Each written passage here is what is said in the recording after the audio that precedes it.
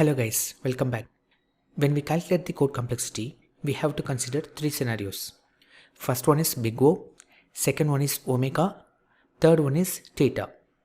Big O is the worst case scenario and omega is the best case scenario.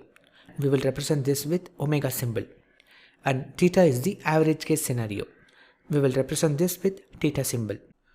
For example, you are bringing $100 into a casino to gamble. The best case is that you walk out owning $500 or $1000. It's possible, but so unlikely that you should not even think about it. The worst case, that you may lose all the dollars. And next, the average case, that the typical better losses or win, like you lose or win $1 or $2. Here, your huge loss is worst case scenario, which is big O. Big O means bad scenario. By your luck, if you win more dollars, it's a best case scenario. And $1 or $2 losses or win are average case. I will explain this with graph. Let's take x-axis and y-axis. In y-axis, I am taking the code time complexity. And the x-axis, I will take some function. This function has three executions. One is here, here, and here. Suppose if we are looking for the execution time for some input, let's take here. Consider that here the execution time is 1 second. It's the best case scenario, which is omega. And for the same input, average case is 3 seconds. This we can represent as theta. And let's take this. This is 7 seconds. This is worst case scenario, which is big O. If you see the difference here, big O is the bad case. In this whole course, our aim is to concentrate on the worst case scenario because we don't need to worry about the best case. As a programmer, we have to take the worst case and work with that in the best way to improve the performance of the code.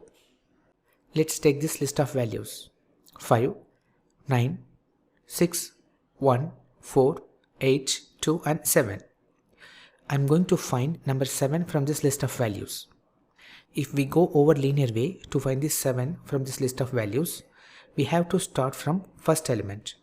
So first I will check whether this first element is 7 or not. No, right? So I'm moving to the next element. Is this 7? No. Then next. Is this 7? No. Like this, I will check all the elements one by one till I found the number 7 from this list of numbers. So finally, I found the value 7 at the 8th position. If I count the number of tries I made for this search, 1, 2, 3, 4, 5, 6, 7 and 8. So I got the number which I was looking for at the 8th try. If you see the total array size, it's 8.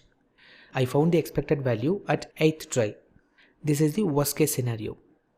Whatever number I am searching for and it's present in the last element of the array, then that will be the worst case scenario for this situation. If 7 is there in the first position of this list, it will be best case scenario. If it is present in the middle, then we can consider that as a average case.